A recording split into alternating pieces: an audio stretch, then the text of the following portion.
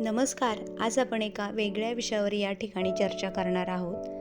सर्वात प्रथम एक छोटासा प्रश्न. पहा, आपल्यापैकी किती जण भूतकाळातील एखाद्या गोष्टीबद्दल विचार करत बसतात आणि किती जण आहे ती भविष्याची चिंता करत राहतात. खूप साधे सिंपल प्रश्न आहे की भूतकाळात रममाण होणे आणि भविष्याची चिंता करणं. पहा, खरं सांगायचं झालं तर आपण सगळेच हे करतो आणि या सगळ्यामध्ये आपण एक गोष्ट विसरतो. पहा, कोणती गोष्ट आहे ती? आपला वर्तमान. तर आज आपण याच विषयावर बोलणार आहोत की मनावर नियंत्रण आणि वर्तमानामध्ये जगण्याची कला. मुख्यतः म्हणजे पहा, काही समाजसुधारक होऊन गेले, त्यांचे काही विचार आहेत ते आपण या ठिकाणी पाहूयात. महात्मा ज्योतिबा फुले म्हणतात, खोटं जगणं म्हणजे आत्म्याला कैद करणं आणि खरं जगणं म्हणजे आत्म्याला मुक्त करणं. बघा विद्यार्थी मित्रांनो, आपण कधी स्वतःला विचारतो का, मी जे जगतोय ते खरंच जगतोय का, की माझ्या आत्म्याला मी कैद करून ठेवलंय? हा प्रश्न आपण नेहमी स्वतःला विचारणं आवश्यक आहे. तसेच गौतम बुद्ध म्हणतात, भूतकाळात रमू नका, भविष्याची चिंता करू नका. मन फक्त वर्तमान काळामध्येच शांत राहत असतं आणि वर्तमान काळातच आपण नेहमी जगलं पाहिजे. पण आपण काय करतो? का असं झालं? माझ्याबरोबरच का झालं? हे प्रश्न आपल्याला पुढे नेतच नाहीत. ते आपल्याला मागे खेचतात की एखादी वाईट घटना झाली तर ती माझ्याबरोबरच का झाली आणि असंच का झालं? यामध्येच आपण खूप जास्त प्रमाणामध्ये विचार करत राहतो आणि त्या विचारामध्ये मग्न होऊन आपला वर्तमान हा जगायचा राहून जातो. पुढे छत्रपती शिवाजी महाराज असं म्हणतात की जे संपलं आहे त्यावर वेळ घालू नका, जे समोर आहे त्यावर कृती करा. म्हणजे जे संपून गेलेलं आहे त्यावर आता वेळ घालण्याची गरज आहे का? नाही. जे समोर येणार आहे त्यावर आपण कृती केली पाहिजे. एखादी गोष्ट आहे ती आपण करून दाखवली पाहिजे. थिंक लेस, ॲक्ट मोर. म्हणजे यशस्वी लोक विचार करतात पण त्याहूनही जास्त कृती करतात. ते फक्त विचारच करत नाही तर कृती पण जास्त प्रमाणामध्ये करतात. त्यामुळेच ते यशस्वी होत असतात. पुढे भगवान श्रीकृष्ण यांनी म्हटलेलं आहे की श्रीमद भगवद्गीतेमध्ये सांगितलेले काही विचार आहेत की मनावर नियंत्रण ठेवणारा स्वतःचा मित्र असतो, नाहीतर तो स्वतःचा शत्रू बनतो.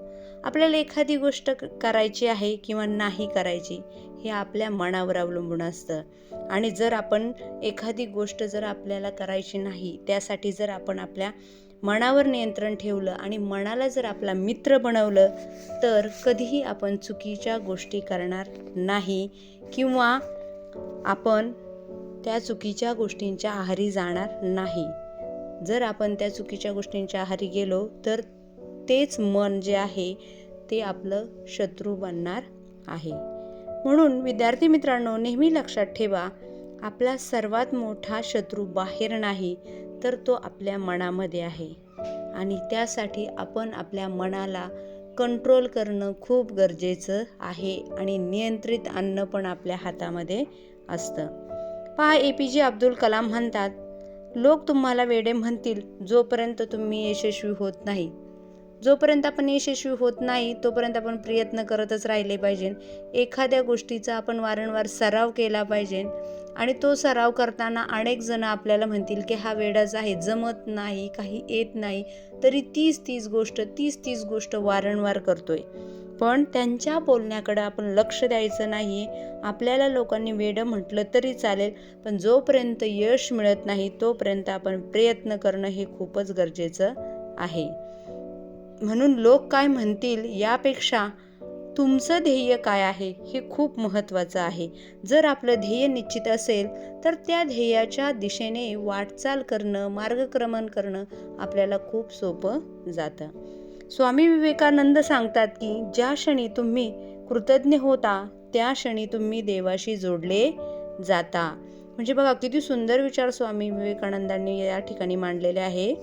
आज आपण किती वेळा धन्यवाद म्हटलो कुणाला म्हटलो तर आपल्या आईवडिलांना म्हटलं पाहिजे, आपल्या मित्रांना म्हटलं पाहिजे आणि आपल्या स्वतःला म्हटलं पाहिजे. तसेच या निसर्गाला, या धरतीला, या सर्वांना आपण धन्यवाद म्हटलं पाहिजे. म्हणजेच कृतज्ञता म्हणजे जे आहे त्यात आनंदी राहणे आणि जे हवं आहे त्यासाठी आपण प्रयत्न करणे. आपल्याकडे जे आहे त्याच्यात आनंदी राहणे आणि ज्या गोष्टी आपल्याला मिळवायच्या आहेत त्यासाठी आपण प्रयत्न करणं पण गरजेचं आहे. एकटेपणाचा खरा अर्थ कसा आहे? आपण एकटेपणाला घाबरतो, पण ते खरं आहे का? नाही. तर एकटेपणा म्हणजे स्वतःशी भेटण्याची संधी असते. गौतम बुद्ध म्हणतात, जो स्वतःच्या सहवासामध्ये आनंदी राहू शकतो तोच खऱ्या अर्थाने स्वतंत्र असतो. म्हणजे आपण एकटे राहताना ज्यावेळेस आनंदी राहू ना, तेव्हाच तो आपण खऱ्या अर्थाने स्वतंत्र आहोत. आपण कुणाच्याही विचाराचे गुलाम या ठिकाणी होणार नाहीत. त्यासाठी आपण स्वतःमध्ये आनंद शोधला पाहिजे आणि नेहमी आनंदी राहिलं पाहिजे. विद्यार्थी मित्रांनो, आज आपण एक छोटासा स्वतःमध्ये बदल करून घेऊया. त्यामध्ये सर्वात प्रथम आपण आपला भूतकाळ सोडूया, भविष्याची चिंता कमी करूया. भविष्याच्या दिशेने वाटचाल करण्यासाठी जी ध्येय, जी उद्दिष्टे आपण आखलेली आहेत त्या दिशेने मार्गक्रमण करण्यासाठी आपण प्रयत्न करूया. तसेच वर्तमानामध्ये जगूया, छोट्या छोट्या गोष्टींचा आनंद घेऊया, मनावर नियंत्रण ठेवूया. सर्वात खूप महत्त्वाचं आहे की मनावर नियंत्रण ठेवणं आणि ते नियंत्रण ठेवणं अतिशय गरजेचं आहे. आणि त्याचबरोबर कृतज्ञतेने जीवन जगूया. म्हणजे आपण प्रत्येकाचे आभार मानले पाहिजे. आपल्या जीवनामध्ये आलेली संकट, त्यांची संधी करणे याचे पण आपण आभार मानले पाहिजे. आणि आपल्या जडणघडणीत ज्या ज्या व्यक्ती येतात त्या सर्वांचे आपण आभार मानणं खूप गरजेचं आहे. मन जिंकलं तर आपल्याला हे जग पण जिंकता येतं, पण त्यासाठी आपण आपल्या स्वतःच्या मनाला अगोदर जिंकणं गरजेचं आहे. आणि शेवटी जाता जाता एकच वाक्य सांगेल की काल गेला उद्या आला नाही. काल गेला उद्या आला नाही, पण आज आपल्या हातात आहे. काल गेला उद्या आला नाही, पण आज आपल्या हातामध्ये आहे. आणि हाच जो आज आहे त्याला आपण आनंदी आणि यशस्वी बनवण्यासाठी प्रयत्न करणं खूप गरजेचं आहे. धन्यवाद.